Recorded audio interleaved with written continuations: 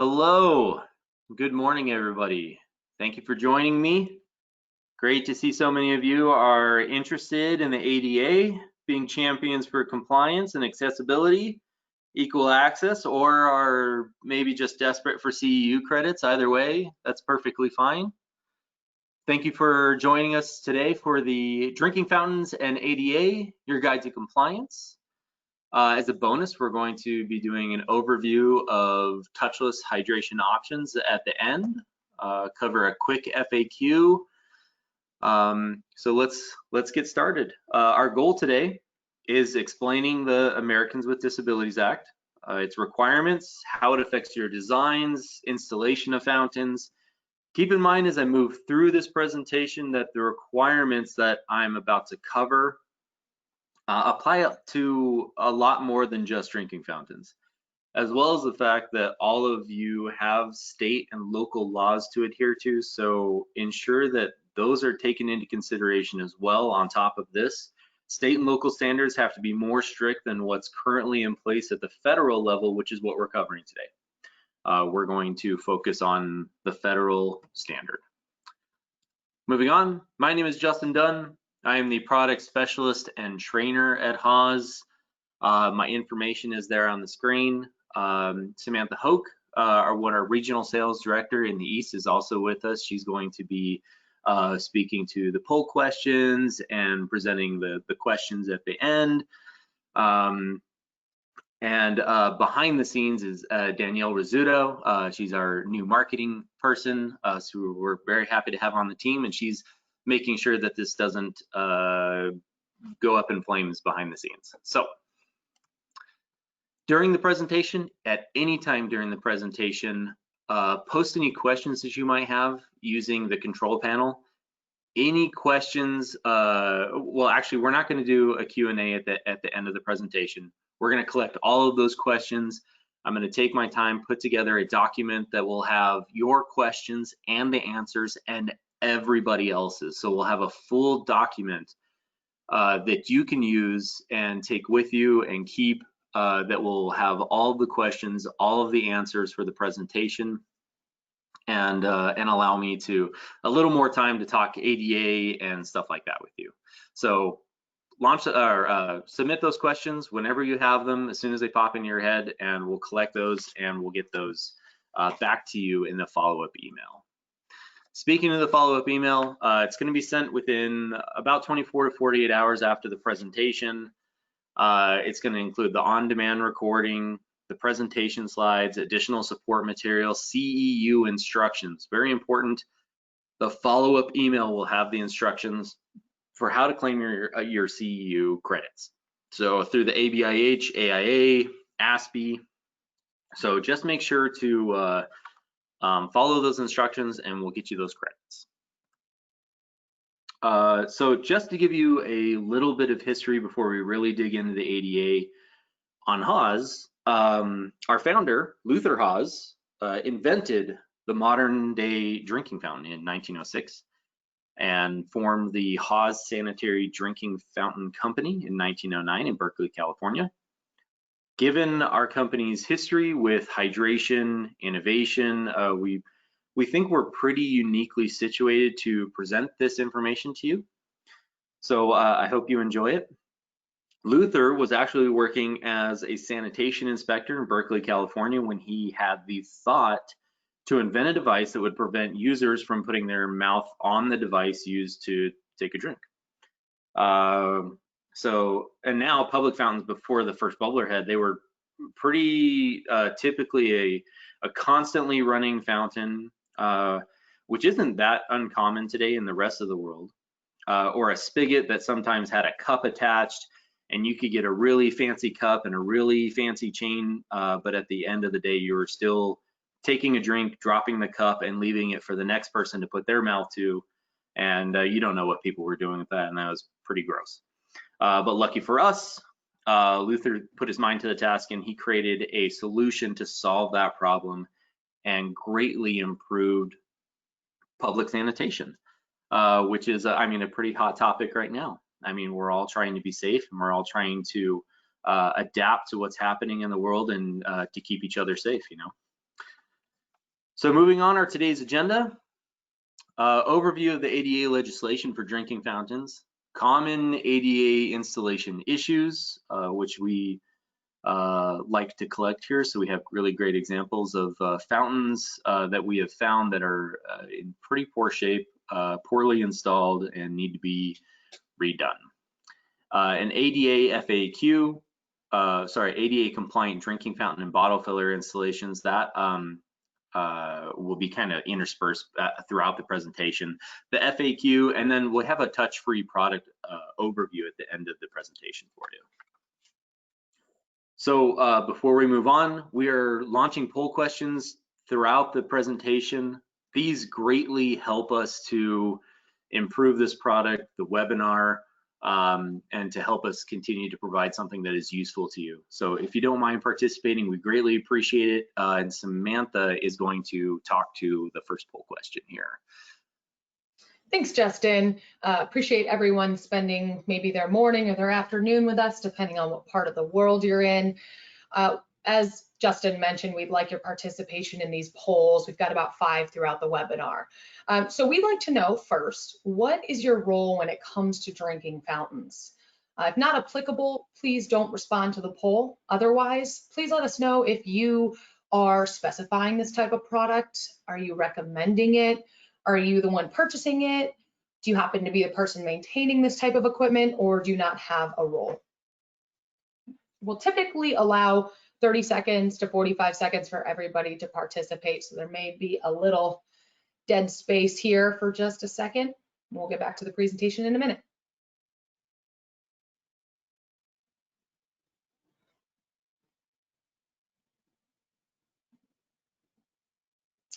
Okay, great. Thank you everybody for participating. Back to you, Justin. Yes, thank you. Those really do help us to improve. So moving on.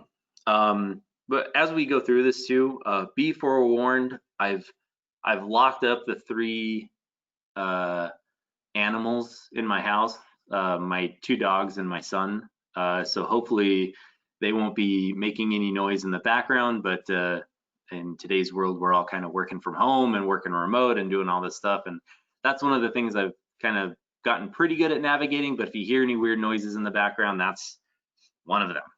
So just a very quick history lesson before we really get going and I start throwing numbers and measurements at you. Firstly, and most important to remember, and I want to remind everybody, is that the 2010 ADA standards are civil rights legislation. Prior to the standard and its inception, accessibility was kind of a joke. There were no teeth in the requirements to provide access to buildings and grounds for an entire class of people that were being very heavily neglected. But thanks to people like Justin Dart, founder of Dart Industries and responsible for a few brands you would probably recognize like Duracell and Tupperware and etc. He was actually one of the biggest advocates for this movement, and he is very frequently referred to as the grandfather of the ADA, as he was also disabled himself, alongside Mr. George H.W. Bush, who was the sitting president that signed the Americans with Disabilities Act into law on July 26, 1990.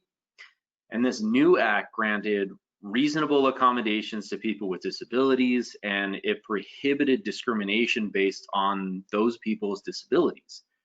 It's actually a really cool story, and it would be hard to believe now, but they were met with pretty strong resistance to these proposed changes, specifically from business owners that were nervous about changing their businesses and how they were set up and investing tons of money into this. But in the end, it was, it was the smart move, and it was the way to go to provide access and progress.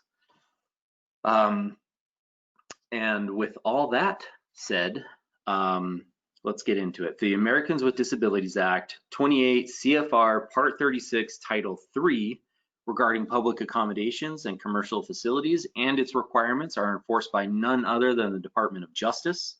That is their responsibility to enforce this.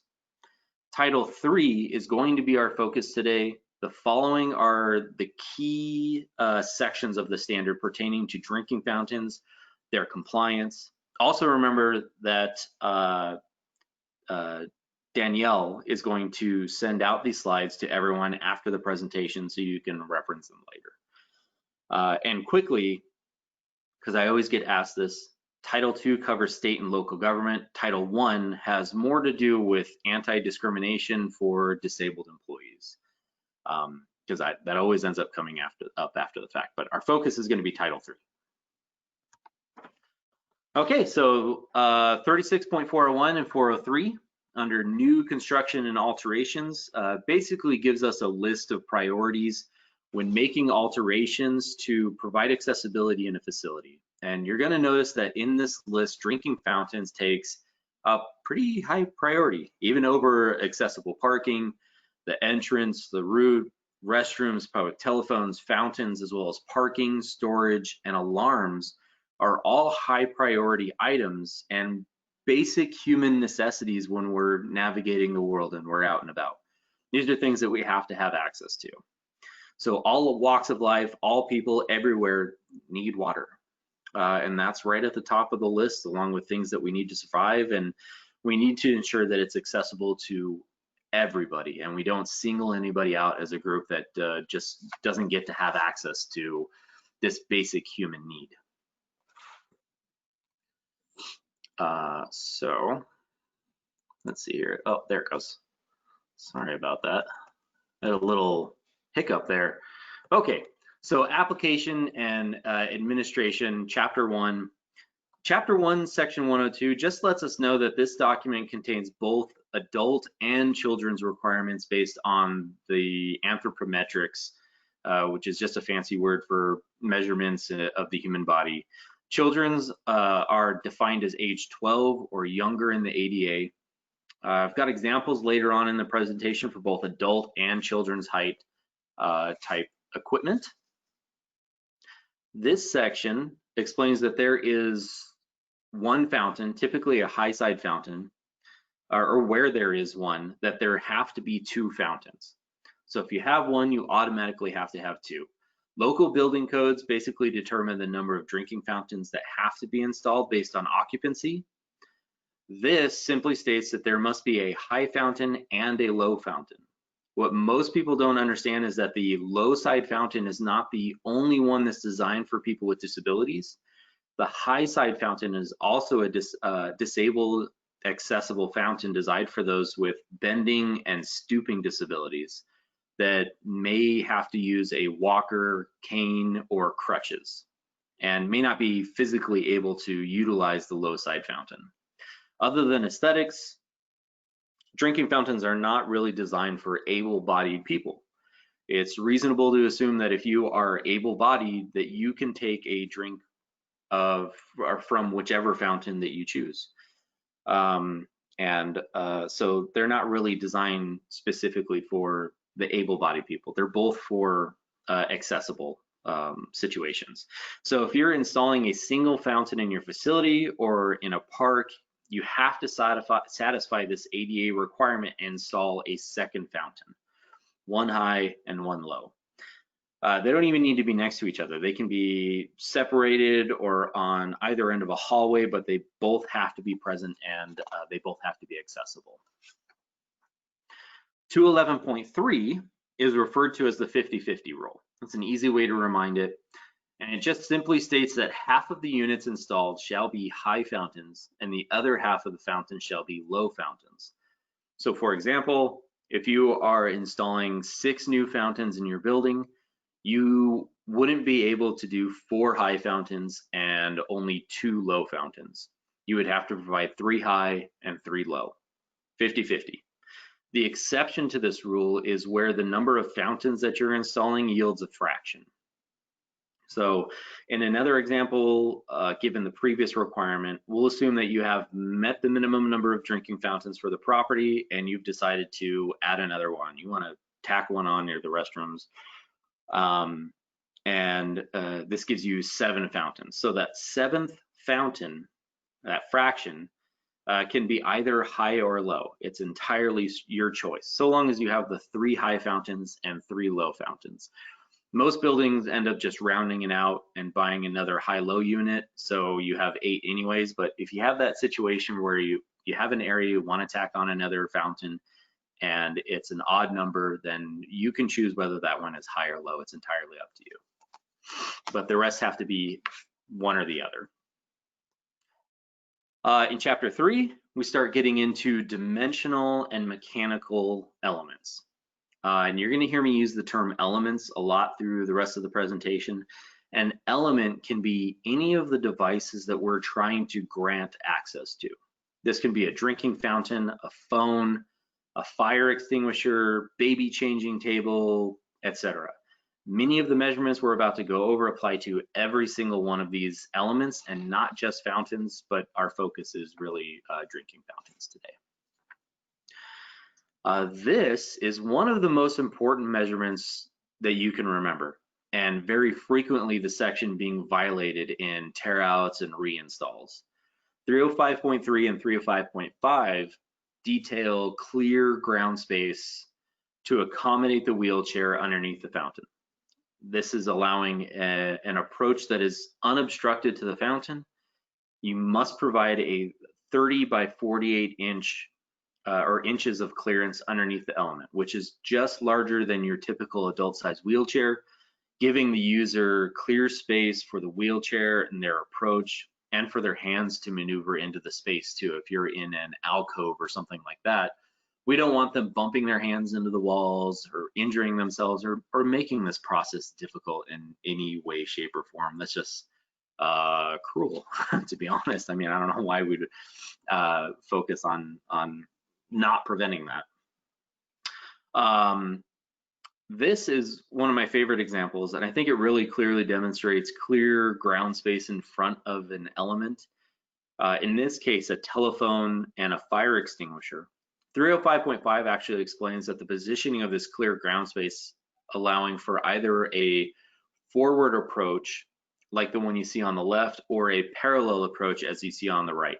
So either can be done. You do need to check your state and your local codes, especially when it comes to children's wheelchairs and which is the preferred method, a front approach or side approach. But I'll go into that a little bit later too when we start talking about their dimensions and requirements. Keep in mind that the 30 by 48 inches going forward, that it is very frequently the cause for many of the poor installations and compliance issues. Remember also that these are minimum requirements. The more space that you can provide, the better. But we need to protect the space for the drinking fountain for another reason that I'll cover later, and also provide enough room for accessibility, maneuverability for the wheelchair and its user. Now, when the element is in an alcove, like in the examples above, wheelchair users are going to need additional space to maneuver, and the clear floor space changes based on the depth of that alcove and the type of approach that we're going to attempt. So in our first example, if an alcove is in place and we have our 30 by 48 inches, it automatically becomes 36 by 48 inches when the depth of that alcove exceeds 24 inches. So if it's over a foot, we automatically have to buff that space out. We get an extra 6 inches on the width, not on the depth, that doesn't matter. Our 48 inches doesn't change, but the width goes to 36 inches. And that's again just to accommodate for hands and the wheels, and so we're not, potentially injuring ourselves just trying to maneuver into the space. In the second example, for a parallel approach, when the depth of the alcove exceeds 15 inches, then our clear floor space has to be 30 by 60 inches. So we keep our width, but the depth of the wheelchair back to front gets bumped up to 60 inches.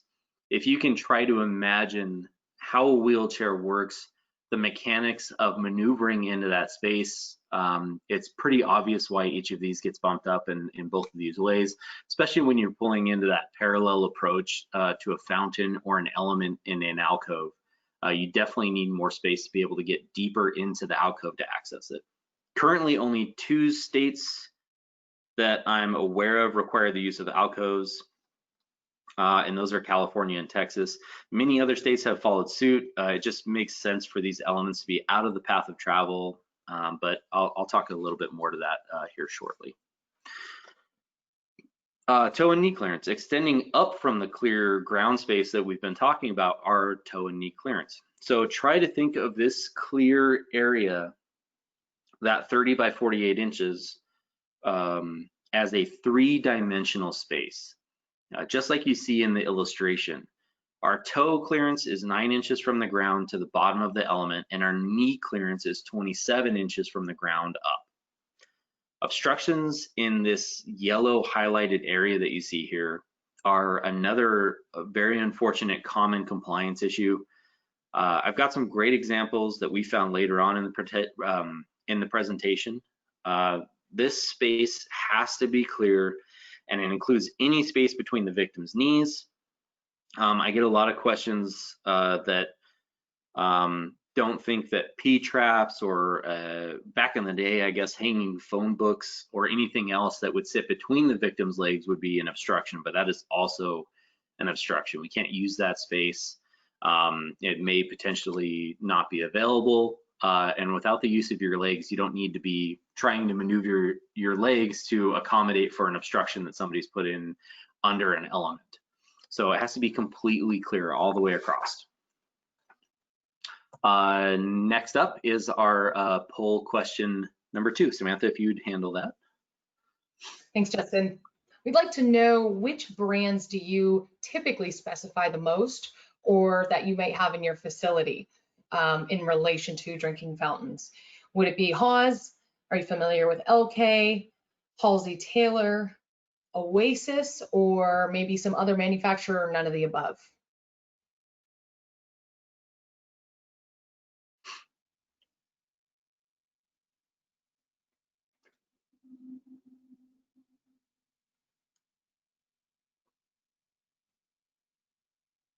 Great. Thanks again, everyone. Back to you, Justin. Thank you. Appreciate it. Okay, moving on. 307. This pertains to protruding objects, and it is primarily in place to protect another type of protected class, one that we haven't touched on yet, but I briefly mentioned earlier, and that class is the vision impaired. So elements may only protrude into a walkway so much and must be located at certain heights, whether they're in an alcove or not. This is just to prevent anyone that in that walkway from running into those elements and potentially injuring themselves, right? Objects with their leading edge, basically the lowest point on the front of the element, above 27 inches, can only protrude a maximum of 4 inches into that path of travel. But so long as the leading edge of that element is at or under 27 inches, then this is considered to be detectable by a detection cane, according to the Department of Justice. This is another of my favorite illustrations that I stole and take credit for. On the bottom right here, we see an object very similar to a drinking fountain. And so long as its leading edge is at or below 27 inches, and that line, it can be detected through the use of a detection cane early enough to be avoided and prevent potential injury.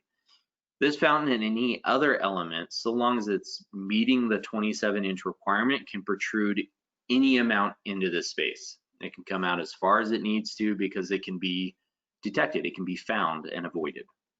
So the same rule applies for elements at or above 80 inches from the floor. So this is considered headroom clearance, and similar to the previous example, it can extend any amount into the space. So if you're taller than 6 foot 8 inches, then I'm sorry. It seems the expectation is that you detect these objects with your forehead. Most of us aren't that tall, including yours truly.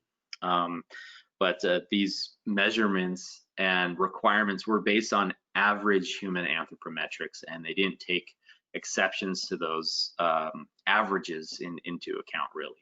But it's also pretty rare for somebody to find that, other than like doorways and things like that.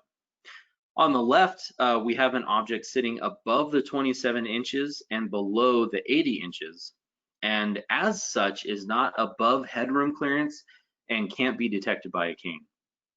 Therefore, these objects can't protrude into the space any more than 4 inches, unless it's a handrail. There are special exceptions for handrails, which are allowed to protrude 4.5 inches into the pathway. And that's just basically because of their use and the type of equipment. It makes it a little easier.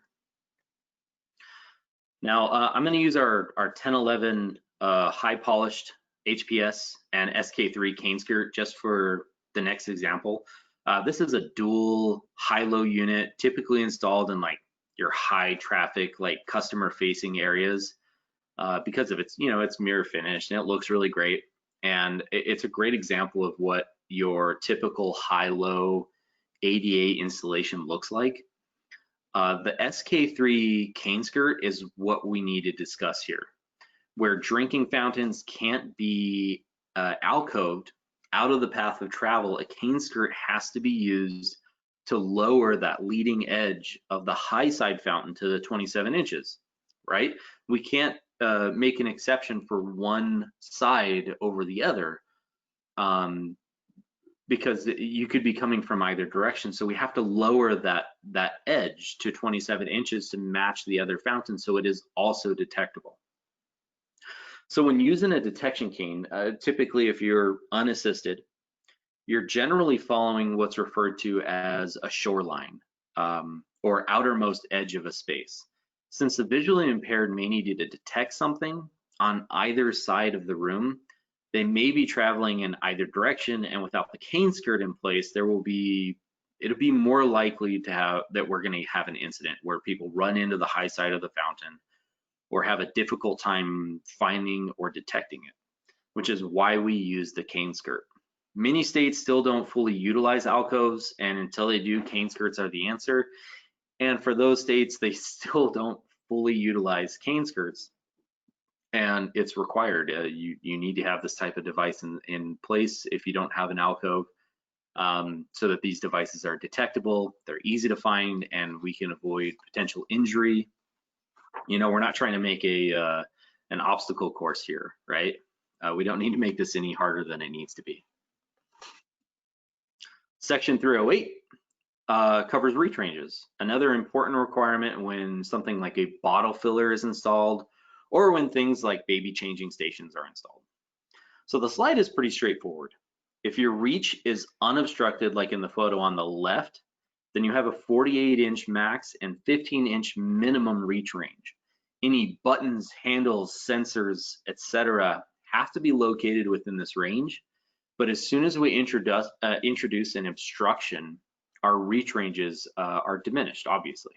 So when an object is shorter than 20 inches in place, we keep our 48-inch high reach range, but our lower reach disappears since we now have the fountain or another element in that place. When reaching over an object that is 20 to 25 inches, our high reach range is shortened to only 44 inches.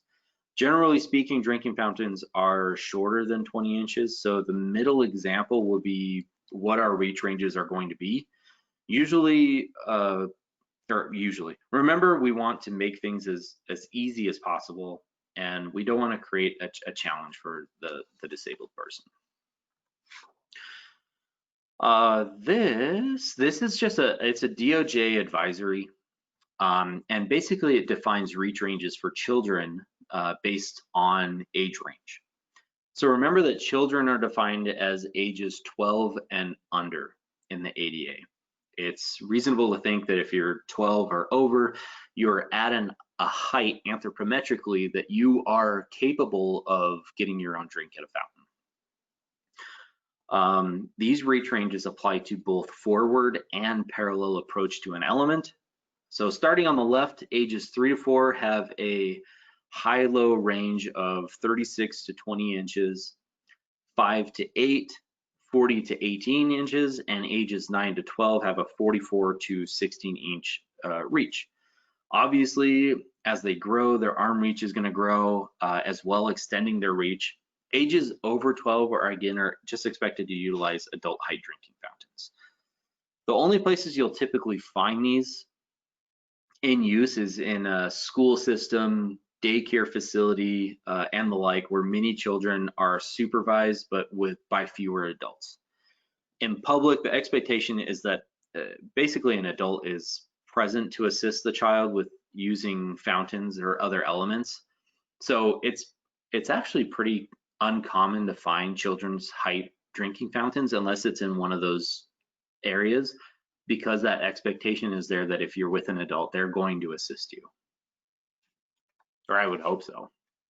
In chapter 6, we get into specifics regarding the plumbing elements and their measurements. So first off, 602.2, this covers the clear floor space and the necessity to have that clear floor space centered on the unit, not on the alcove. This is super important. I have some examples of installations that missed the mark on this coming up. This is for a forward approach, as a parallel approach must be set up differently. Obviously, our toe and knee clearance must also be available. This particular chapter, in my opinion, was pretty poorly written. It should state that it's law for the low side fountain, which creates some confusion for the high side fountain. There is an exception included here for parallel approaches for children's use units. Knee and toe clearance begins to diminish pretty quickly as we lower fountains for children's use. So the use of a parallel approach is pretty important here, especially considering that children's wheelchairs are very frequently adult wheelchairs. If you have any experience with this, then you'll know what I'm talking about, but custom size child wheelchairs can be incredibly expensive, and they can pretty quickly outgrow them, which is why they're not always terribly popular. So a parallel approach can help to solve this issue. This is a really good illustration of the floor space, how it has to be centered on the elements. As far as the fountain goes, since the clear floor space is intended for the wheelchair user, it's centered on the low side fountain. There's no real floor space defined in black and white for the high side, so the floor space can spill over under the high side fountain as much as is needed. Many make the mistake of centering that clear floor space on the alcove, which can lead to expensive tearouts and redesign, since they don't have enough room to maneuver to the low side fountain and position themselves directly under it. So it creates a lot of situations. Drive-by lawsuits are real, compliance checks are real, and it's important to make sure that these are in compliance and that they're done right the first time. Here we can see we have a total width of 48 inches on this alcove. It's not deeper than 24 inches, so we don't need to expand our 30 inches floor space width. Remember the 36 inches from before. You will notice, however, that this shows a separate measurement for California. And in typical fashion, California has strayed from the standard requirements and has gone above and beyond, and they mandated an additional 2 inches of floor space, bumping up the width of our floor space to 32 inches. So long as the state requirements go above and beyond the federal standards, then those standards can supersede them. So in California, we have a 32-inch requirement. To center the fountain in the alcove correctly, which is not mandatory, by the way, but is typically done so that it's aesthetically pleasing, we would need 28 inches total width of the alcove in California, 46 inches anywhere else. So if the alcove was deeper than 24 inches, remember that we would need a total of 36 inches of ground clearance centered on the low side fountain. Center line to center line, these fountains are separated by 16 inches, which means we would need an additional 18 inches of space on either side total to meet our 36-inch minimum and for the fountain to be centered in that alcove, which is again totally not required. you could slam that high side fountain all the way up against the right side wall there to accommodate the ground clearance for the low side fountain, since we don't have floor clearance requirements for the high side fountain. So if it had to be done, we could do that, especially if you're in a situation that you needed to create compliance for the low side fountain. So since there's no obstructions under the high side fountain here, our primary concern is that wall. So remember, if it's at all intruding into our floor space, the alcove would need to be redesigned, or the fountain would need to be shoved over so that that high side is closer to the alcove wall. The fountain may be a little off center. We should remember that the high side is also for those with disabilities, and just doing it correctly from the get-go is the way to go. Your plumbers and contractors should know this during the install. If you're doing this yourself, be sure to keep this in mind so we don't have a situation later on. So to be fair, again, there is an agreed upon number for the high side floor clearance, and I'll cover it a little bit later, but it's just a generally agreed upon number. It's nothing that's in black and white, nothing that's in the standard. Okay, now that I've thoroughly confused everybody, let's get into poll question number 3. Sam? Thanks, Justin. Yeah, definitely lots of numbers, but all very important numbers that we need to know when designing buildings. So I'd like to ask, what is the most important benefit to you or your clients when selecting drinking fountains? Is it quality and aesthetics? Is it a low price? Minimal maintenance required or ease of access? Availability or ADA compliance? You can actually select all that apply to you.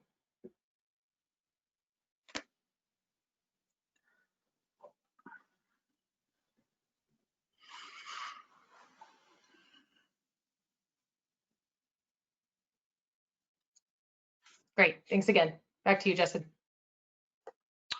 Okay, thank you.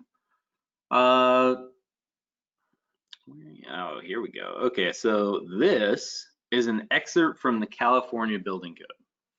And what they have done, along with Texas and a few other states, Georgia, Connecticut, I believe, trying to go from memory, is they've made it mandatory to locate all drinking fountains in alcoves or within wing walls to ensure that they don't impede into pedestrian walkways. So these protected areas have to be 32 inches wide, 18 inches deep minimum. Wing walls act like an alcove where an alcove can't be installed or can be retrofitted into place. So the wing walls must also project horizontally, at least as far as the drinking fountain, just to completely enclose the fountain and make it detectable, and hopefully they're pouring their own pad and removing it from the walkway entirely. Or it's a lot of the times just up against a wall, restrooms in a park, something like that. So while we're on the topic of chapter 6, I should bring up too that the flow of the water must also be within compliance for the equipment. The height of the stream of water must be at least a bare minimum of 4 inches to allow for a bottle or a glass to be filled for those who may be incapable of leaning over it. It also makes it a lot easier for someone to take a drink, obviously, if it's got a nice high stream on it. The issue here is that not everybody that we've made this accessible to is going to be capable of drinking it. There are a lot of different disabilities out there, lots of different progressions of disability and diseases that would prevent somebody from using a fountain like this. And while not everybody is carrying a bottle or a glass around, those that are incapable of typically using one will have one with them, and we have to make sure that the stream is high enough so that they can do that awkward tilt and fill thing on the drinking fountain, because bottle fillers are very popular, especially right now, and we're going to go over that in a little bit here. But it's important to remember that bottle fillers aren't everywhere. While they're popular and new, I mean, still, even in just the last 10 years, them kind of exploding around the country and being popular. I mean, Haws helped to really to administer that. I mean, we were on top of it back when bottle fillers were, you know, starting to become really popular. And we started really seeing the necessity for these, but not everybody has their correct equipment, and they're not everywhere. So we need to make sure that stream is high enough so that if it's needed, a bottle can go under it, a glass can go under it, so they can get a drink without having to lean over the fountain. So here are a few examples. This one's one of my favorites, and it's a bit obvious, hopefully, by now after our last couple minutes of conversation. But alcoves are typically the issues when we see non-compliance or what's referred to as I said it before, a drive-by lawsuit. Basically well-informed people, right? People that know their facts, know that this is supposed to be compliant and accessible, and it isn't. Somebody took a shortcut here. Somebody didn't know what they were doing. They didn't reference the standard, and they made a mistake, and now there's the potential for a lawsuit, for tear out and reinstall, for a lot of different things to happen. So on the right here in this installation, we have the low side installed on the right side of this alcove, and we have a large gas line obstructing our toe and knee clearance underneath the fountain. This could be fixed just by swapping the two fountains so that the clear floor space on the left is being used with the low side fountain. So long as there's our 30 inches or 32 for California between the gas line and the wall on the left there, and whatever that other little valve is, then we'd be completely compliant. That would be accessible. So just swapping these fountains probably would have been a good option here. Next, this example shows a high-low configuration with 4-inch tile being used back behind the walls. We can see that the center line of the low side to the wall, that we only have 14 inches, giving us only 29 inches of clearance. But that's enough to make this a difficult approach. It really doesn't take very much to make a wheelchair difficult to sneak into a space, to navigate a space. I mean, they're rigid devices. There's no give. If your foot rest hits the wall or the back wall or whatever, it's going to be difficult. It's going to make it more difficult for you to be able to use this device, and we don't want that. So they may not have considered the thickness of the tile when they finished the alcove here. Maybe that was it. And again, they could move these over to bring them back into compliance. The high side, not having any floor clearance concerns, could be shoved over closer to the wall to help fix this. Unless they want them centered too, then they'll need to redesign the alcove, which is obviously a costly choice. So people, school districts, governments are wary and typically diligent with ensuring the details are correct because they know that litigation is a very real threat when it comes to this. Okay, over to children's use for a moment. I have more examples down the road. Section 602.2 gives us the maximum bubbler height of 30 inches and a 3.5-inch maximum depth of the bubbler from the front edge of the fountain. So it can't exceed that. All of this is to the spout of the fountain too, that 3.5-inch. That's what we're measuring from. This also allows us to forego our previously mentioned knee and toe clearance so that we can lower the fountain where the users are intended to be children. There will need to be a parallel approach and space for that available though. So many states have their own requirements for children's height and approach preference. So be sure to reference those local requirements, look into them and see what's required before we pull a, well, Justin over at Haws said so. Many states don't allow for a parallel approach for children's fountains and require a front approach. So even some even specify their own knee clearance heights. So it changes. It has to be above and beyond what's required at the federal level, but they do change from state to state. And let's move on to a couple other examples I've got for you here. This one, there's so much wrong with this photo. Hopefully you're starting to, after the beginning of this presentation and so on, you're starting to spot some of the things that are wrong. Even if you didn't, you could probably look at this and tell that something is amiss here. Their intention was to install a high side or a high-low fountain with a third child height fountain in a cascading design, but it's all mixed up and backwards and terrible. Good-looking fountains though, good-looking fountains in place, just installed poorly. So firstly, our clear floor space and our knee clearance is being obstructed, but by what they intended to be the child height fountain on the left. And which should have been the ADA fountain, since it's a longer arm, so that we have our knee and toe clearance. It comes out far enough from the wall so that we can access it. Not only is the fountain way too short for our knees and our toes to fit under, but a wheelchair is going to have trouble maneuvering to the fountain bubbler while your knees or your wheelchair hit the fountain there on the left.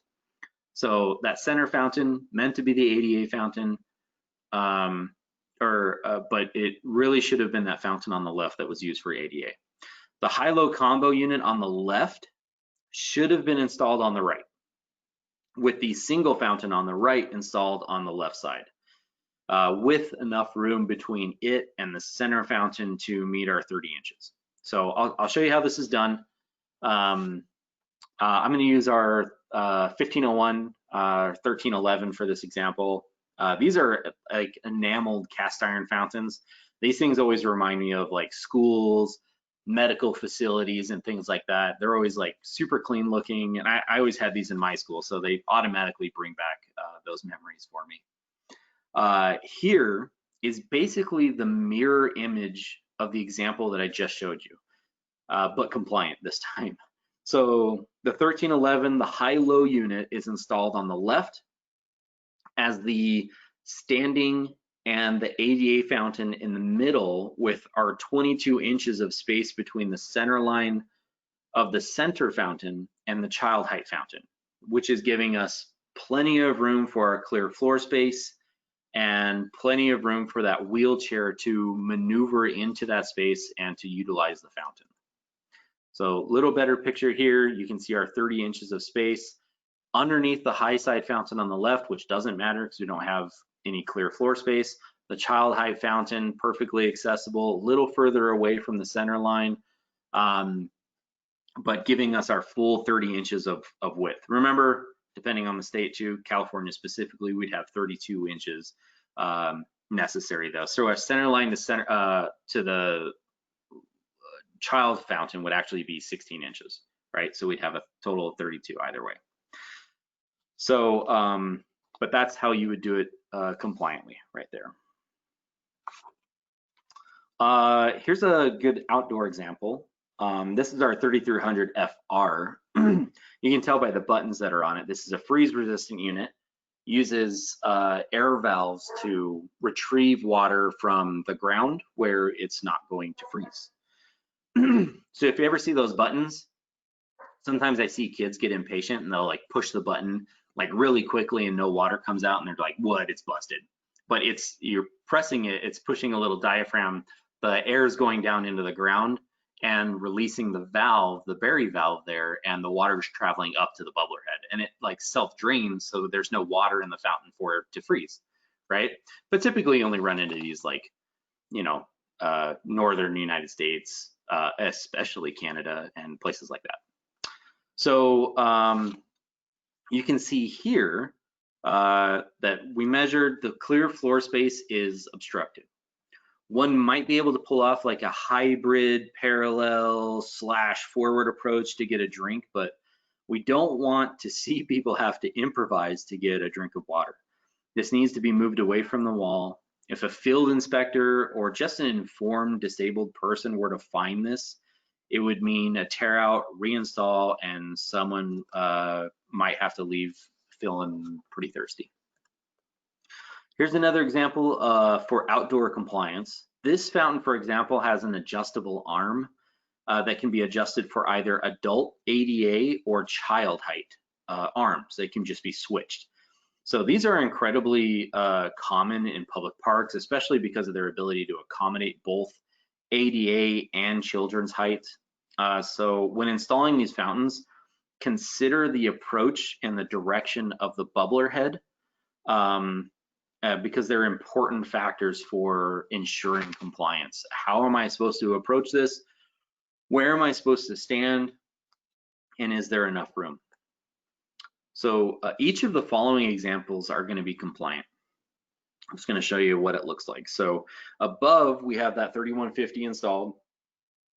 If the 3150 or any other outdoor fountain is installed against a wall, building, railing structure, whatever it is, the center line of that wheelchair accessible fountain needs to be a minimum of 15 inches from the wall.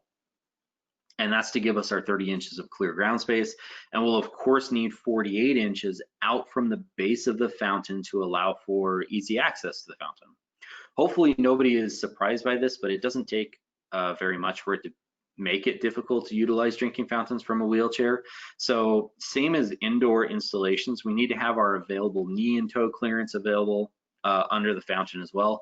Lastly, I mentioned this earlier in the presentation, but on the bottom middle of this illustration is our visual representation of the clear space for the high side fountain of 30 by 30 inches.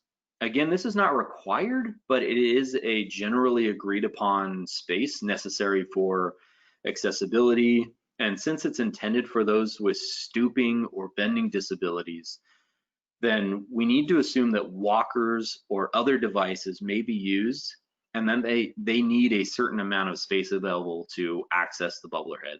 And walking devices could make that a bit more difficult in this if this space isn't provided. So ideally, it's not written in black and white. 30 by 30 inches is that space for the standing drinking fountain. Common practice in public parks is to pour a pad of concrete specifically for the fountain to help remove the fountain from the pedestrian walkway and give users a firm surface to stand on, or for the wheelchair users, a firm surface for wheels to avoid the difficulty that dirt or grass would provide for access. In this example, you can clearly see the path of travel on the left side, which will provide ease of access to the low side fountain. So if the orientation of the fountain were any different in this exact layout, access to the fountain could be pretty difficult. So to fit the fountain perfectly here, to include both the wheelchair free ground space and the high side fountain space, we need a concrete pad that's 69 by 52 inches deep and wide, with the low side again facing the path of travel for an easy forward approach. That has to be the priority during the installation. Different example this time, but with wing walls or guardrails in place, all requirements remain the same here for the approach since it's the easiest. And unfortunately, leaving many installations prioritize the high side, and I like to think that it's unintentional, making the low side difficult to access, unfortunately. Remember that the guardrails need to extend at least as far enough so that no part of the fountain protrudes outside of the reach of those rails. You might want this positioned differently, but the priority is, again, the wheelchair fountain. Here's just a short lineup of some of the models Haws offers to make compliant installations possible, not to mention our ability to run specials to fit unique situation and areas, so keep that in mind. So we've got a solution for everything, and I'm positive we can help you find it if you have a situation that's unique. Just remember that the design of the fountain is going to go to typically be very important for your installation area, the traffic, not to mention the type of facility or area that you're trying to make accessible. For those who may not be aware, the 2010 ADA standards for accessible design was derived from an ANSI standard, ANSI A117.1-2009. The updates that these standards last received included the addition of bottle filling stations to the drinking fountains. Section 602, as you can see on the screen, remember this is an addition. A bottle filler does not replace a fountain. Not everyone has a cup or a bottle, and especially right now, I'm getting a lot of knee-jerk reactions of people saying, oh, you know what, we're gonna tear out this drinking fountain, we're gonna slap in a bottle filler, and it's gotta be touch-free, and we'll be good. But you have to remember that drinking fountains are required. A bottle filler is an accessory to the fountain. You cannot tear out the drinking fountain, slap in a bottle filler, and remain compliant. It's very important that you keep those drinking fountains. And in our current environment, we have some really cool options coming up to help make those useful right now. You see a lot of plastic bags over drinking fountains right now. And we have ways to help prevent that and to correct that right now. And I'll go over those here in a minute. But 602.4 indicates that bottle fillers must adhere to 602.4.1 and .2 regarding clear floor space, which is again the 30 by 48, and that the controls need to be either hand operated or automatic and be within our reach ranges. I'll go over all that here in just a second. So with that in mind, if a bottle filler is not provided for both fountains, which is generally the case, then the one bottle filler has to be located on the low side fountain to allow access to the wheelchair bound people. Since if the bottle filler is on the low side, we can assure that everyone can reach it. And if it's located on the high side, we're gonna have to it'll make access very difficult for people in wheelchairs. Obviously, you have a much higher reach to try to access that.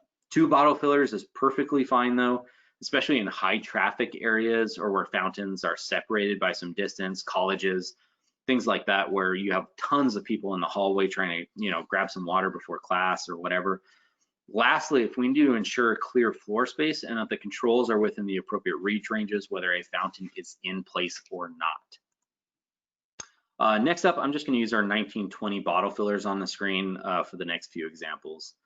These little devices they're retrofittable on our equipment, our competitors' equipment, which makes for easy ADA compliance. This is the 1117 LN with our 1920 bottle filler above the low side fountain, accessible to all, well within our reach ranges. All we need to ensure here is that the button on the front there is reachable and that the activator is either hand operated or automatic. Let's move on to a good example here. Here we go. So in accordance with 308.2.2, our reach ranges, the activation for the bottle filler is located at 46 inches, below the required 48 inches that we covered earlier. Remember that this is a maximum height, and that since it is a maximum height, the activator can be located anywhere between the fountain and the bottle filler, just not below the fountain, since we have an obstruction to our low reach range. If there was no fountain installed here or no obstruction under the bottle filler, we can install the activator as low as 15 inches based on our reach ranges, but that would be also pretty impractical. And you'd have to balance the bottle on your back of your head and at the same time, and that's pretty unreasonable. So remember that we get 48 inches reach range here because the installed fountain is not exceeding 20 inches from the wall. Most fountains, again, are about 18 to 20 inches. So if an element was in place that fell into that 20 to 25 inch range, though, keep in mind that our reach range goes down to 44 inches. But again, usually applies to like other elements. Here's another common installation model, the 1501. This one mostly, again, popular in schools due to its white enamel surface, which is intended to stay cooler to prevent kids from burning themselves on hot stainless that has been sitting in the sun. Especially ideal for outdoor wall-mounted ADA configurations, since the fountain is often used to support the person getting a drink from a wheelchair. I figure the more compliant installations I show everyone, the more likely we are to catch misses in public, and there are some interesting ones out there. Here we go. Speaking of child height, real quick, remember children are defined as under the age of 12. Here is, we're utilizing the age range of 9 to 12. Our reach range maximum would be 44 inches. The bubbler head has to be at a maximum of 30 inches or below for a child height fountain at the spout, not the top of the bubbler head. So as you can see on the screen, oh, see, Alexa's going off. Hold on. There we go. I had to mute it and tell Alexa to quiet up. So this wouldn't, it's not going to do in an adult ADA situation unless we raised, obviously, since the fountain would be an obstruction to our knee clearance, and the bottle filler would be unreachable. It would just be raised and would fall into compliance. Oh, let's see here, moving on. Okay, we're gonna move on to the FAQ real quick. I have a couple, like 2 very frequently asked questions. I'm gonna go into touchless hydration options really quickly. I know we're getting tight on time. I get really passionate about this stuff. I ramble on and on and on and on. But we're gonna make sure to get to all of that. So remember to submit your questions if you have them. Any that I don't, we'll collect all of them and get all of those back to you. I'd like to end with this photo. This is installed right in our backyard at the Reno International Airport. And it's just a really great example of a high-low bottle filler that's installed correctly. Hopefully this webinar was useful for everyone and maybe you feel a bit more knowledgeable, hopefully.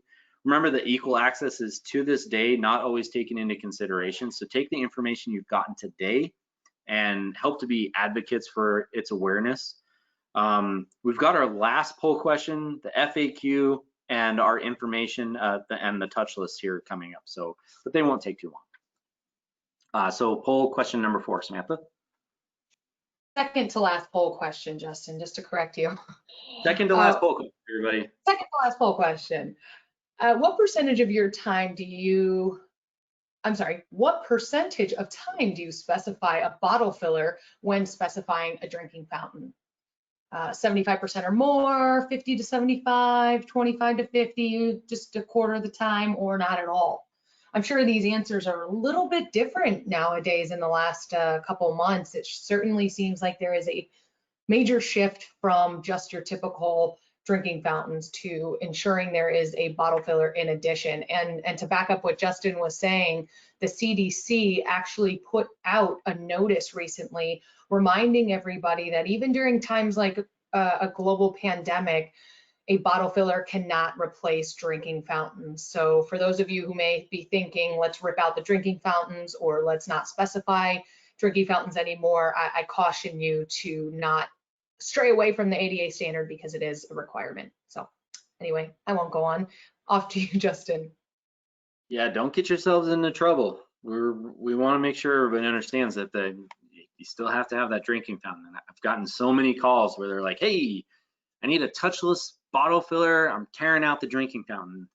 But the rules haven't changed. And they're just not going to, I promise you. So moving on, let me click on this, here we go. The 2 FAQ questions, I'll make this really fast. Number 1, does everything have to be ADA accessible? Nope, but you have to ask yourself this question, does my building, my business have places designed for public accommodation, which can mean a lot of different areas, retail, restaurants, parks, airports, schools, apartments, so on, so on. If the answer is yes, then you need to ensure that you have accessible routes and the elements of the building are also accessible, okay? So remember that private businesses are also responsible so long as they have 15 or more people employed, but that changes based on state slightly. Number 2, are children's height fixtures required by the ADA? Yes, and not just for fountains. You need to think about customers, daycares, schools, and the like that have mostly children, and they need to have accessible toilets, sinks, fountains, lots of different elements. These requirements are not always the easiest to follow in the ADA, but they are required, and future iterations of the standard will hopefully provide better information on that than the current standard, because I think they did a pretty poor job in this version as far as child height requirements. So it's nice to see child height fountains in these areas, but it's not. It isn't always required, which is why we don't see child-sized toilets in public spaces and things like that. See, that was fast. No and yes. There you go. And then I'll get all those questions in the follow-up Q&A document. We've got, real quick, I'm going to talk about some touchless hydration options on the screen. Speaking of which, one of our newest and products that I'm most excited about is our electric water cooler, but I'm going to talk about that in just a second here. But some of the key benefits to touchless hydration, which is more popular now than it's ever been, considering the global pandemic and everything going on. Some of those benefits are obvious. Sanitary activation for enhanced hygienic hydration in public spaces, keeping our hands off of it, not having to be as concerned with wiping down the equipment and being cautious with using something when you're not touching it at all, right? Touchless electric sensors, very important. They can provide hands-free operation with a simple front motion, eliminating the need for manual activation. We've had this option available for some time. We've had touchless activation, but with it being so popular, I actually have a really great announcement here in just a moment that I'll go over covering that. And then quick installation and easy to follow instructions for in-field installation are very important, especially when it comes to this type of equipment and making something that's touchless, so we don't have to get the plumber or the contractor in to retrofit these pieces of equipment. Although you may have to, but a quick installation, quick turnaround, getting that equipment done, installed, and fixed is really important.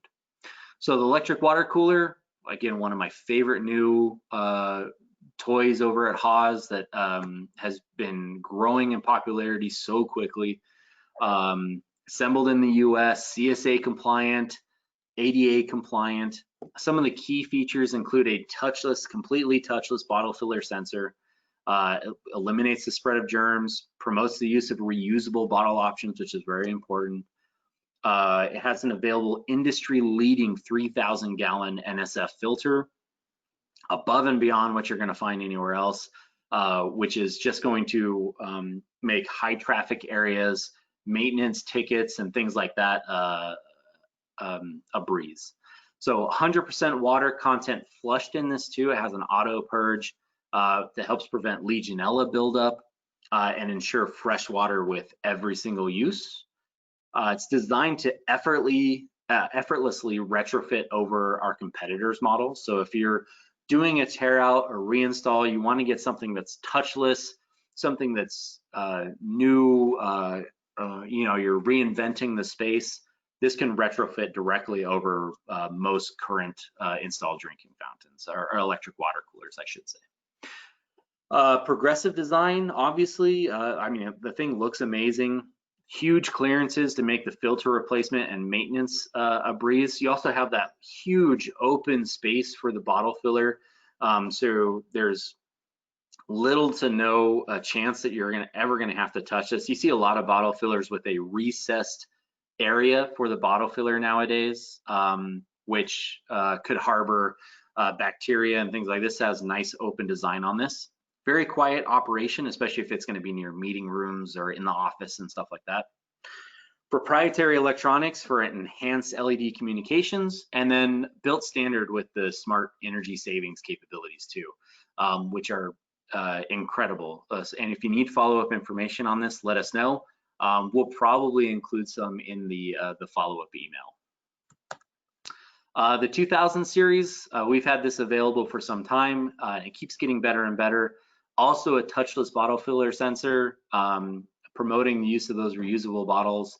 2,500-gallon life cycle control filter. So there's zero chance you're getting unfiltered water out of this. Auto purge, so it's flushing water out of the system, making sure that there's fresh water in the line for use, designed to effortlessly retrofit onto existing Haws equipment and also our competitors' models. It's stainless steel, it blends in very well, and you can hook it up to existing water lines, drain, electricity, etc. So filter replacement and maintenance is really a breeze on these two. We have recessed or wall-mounted options on this, and one of the newest options is a custom logo panel option. So we can slap your company logo, hotel name, whatever it ends up being, college mascot, right onto a panel that goes onto the unit. This is super exciting. This is happening this week. It says coming very soon, and I mean very soon, as in like next couple of days type soon. This is an in-field conversion kits for Haws for indoor drinking fountains that converts our 5874 valves to touchless operation, or any valve that fits that that size. We could retrofit pretty easily with these retrofit kits. So on the left, you can see your typical high-low drinking fountain there, and then in the middle here, you have the high with the manual push button, the low with the sensor-operated button. All you have to do is approach the fountain, it'll turn on, you can get a drink, and these are retrofit kits, which makes this so easy. You can remove the valve pretty easily, install the retrofit kit and the sensor. You just need power at the unit or nearby, and you can run power to it, and you're good to go. On the right, you have both drinking fountains retrofitted there. So very excited. This is going to be announced incredibly quickly and be available very, very soon. We'll make a huge announcement soon. But these are going to be a game changer, and I think it's a testament to how we're paying attention to what's going on. We started working on this immediately once the pandemic really took off, and we realized that this was going to be a situation that we needed to create a solution to. So retrofit sensor kits coming very soon. Our last poll question, and then I've got our contact information for you. Thanks, Justin. Really, really exciting stuff, and keep your eyes and ears open for even more stuff coming down the pipeline to adhere to those pretty immediate needs in relation to this pandemic. So exciting stuff there, Justin. We'd just like to ask, are you interested in learning more about the Haws touch-free products? We are actually planning to host a product-related webinar in the coming weeks. Don't have a date quite yet, but for all of those who attended today, we'll make sure to send you an invitation to that when the date is decided, and we'll go into a little more detail on what Justin touched on in the last couple slides. So again, exciting stuff. Feel free to answer yes or no if you're interested in any follow-up materials. And I will hand it back to you, Justin, for our last slide. Okay, thank you. I appreciate your attendance, you taking this time out of your day to be here with us to learn about the Americans with Disabilities Act, compliance, how to achieve compliance. Please take the information that you've gained and go forth and be champions for compliance. Visit www.hawsco.com, our website. We have a new website coming very soon, which is going to be also incredibly exciting, easy to use, and an even better tool for you to be able to interact with us as a company. Our Haws customer service team is top notch. Reach out to them for any concerns, pricing, anything, and our Haws technical support is ready and waiting if you have any technical issues that you need us for. We also have live chat via hawsco.com. You can just click on the blue button on the bottom right of your screen on the website, and our customer service team can chat with you about any of your needs or concerns. And please save this information, utilize it in the future, and thank you very much for attending. You'll receive the follow-up email very soon, again within 24 to 48 hours, and it will have your CEU instructions on there as well. So thank you for attending. I appreciate it, and we'll see you next time. Stay compliant. Thanks, everyone. Have a great day.